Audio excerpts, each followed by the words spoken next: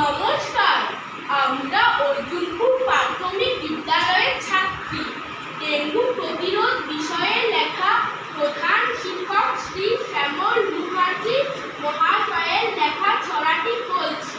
Dengue প্রতিরোধ, কলমে শ্যামল Mukherjee.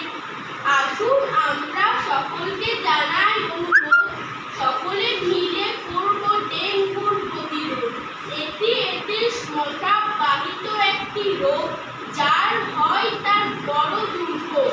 Aedes মশার কামড় এড়িয়ে চলাই ডেঙ্গু প্রতিরোধের হলো প্রধান উপায়। মশার বংশ বিস্তার প্রতিরোধ